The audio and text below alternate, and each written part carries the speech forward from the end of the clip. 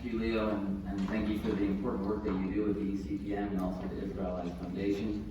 I'd like to do a special thanks to a member of the European Parliament, Reinstein.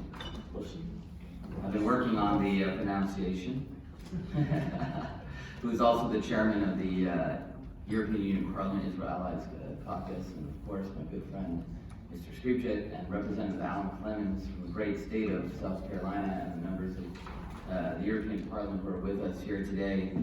I only have 5 minutes, so if I thanked everyone, then my time would be up. So I'm going to just say thank you to all of you for being here with us. We just came in yesterday from Jerusalem. I apologize on behalf of the two members of Knesset who were supposed to be here. Unfortunately, it looks like we're going into a third election, and they were grounded, and they need to vote for dissolution of the Knesset for the third time in 1 year.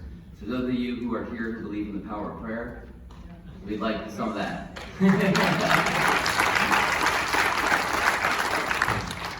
I came all this way after our conference that we just held. It was a 3-day conference together with the Prime Minister of the State of Israel, also members of the opposition, and 25 Israelite caucus chairmen from around the world, with one important message. The conference that we had in Israel was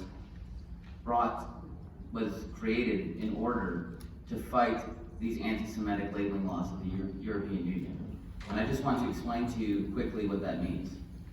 The European Union has decided that of the 200 territorial disputes around the world, they are going to single out only one of them. And that's the dispute between the Palestinians and Israel. And they're going to label goods as occupied. But not only are they going to just distinguish one of the 200 disputes, but only one side of that dispute, the Israel side. And the reason we're so offended is not only because of that, it's because they decided to distinguish only one religion in that side. So only Jews, only Israeli Jews need to label their goods occupied. Arab Israelis, who have the same rights and citizens of all Israelis, don't need to write occupied on their goods. And so once again, we're seeing the labeling of Jewish goods in Europe. And it's outrageous. And it's outrageous because we all know the connotation of labeling of Jewish goods. We all know about the Nuremberg laws. But in 2019, to think that this is happening all over again is something that should spark fear in the heart of everyone who loves freedom and democracy across Europe.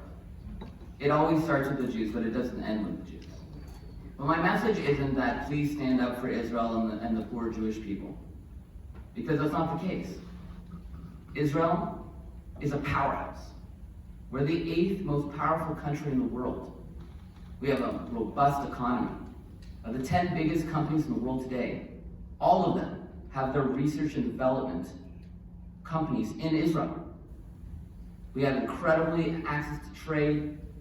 We have our own army and our own government, even though we go to election quite a bit. But we are not in the need of charity or help.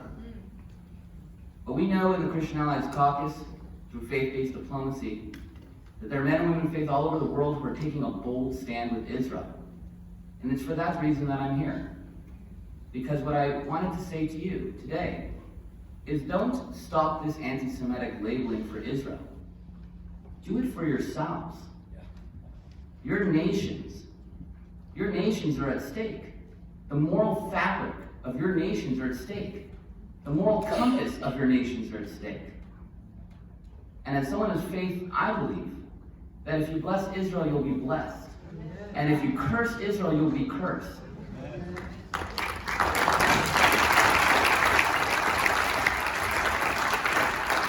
This is a time for men and women of faith all across Europe to stand up and say, we may have been quiet in the 30s, but we will not be silent today. Our nations depend on the fact that we stand with the only free democracy in the Middle East. We stand with the only place where women and men are treated equally in the Middle East. The only place where there's freedom of religion in the Middle East. The only place where there's freedom of democracy in the Middle East. And we will not single them out simply because it's a Jewish state. And that in turn will strengthen our countries and our country's resolve. So to all of you here today, I know that most of you stand with Israel, and I thank you for it. But now is the time to unite, to work with these dedicated members of the European Parliament and many others who aren't here with us, to take a stand against the anti-Semitic labeling of goods, not just in Judea and Samaria, and not just in Jerusalem, but in the Golan Heights as well. Any place where Jews are in a territorial dispute, they're trying to label our goods. So once again, I want to thank you, but I also want to encourage you. We are starting a massive campaign across Europe to stop this, and we need your help.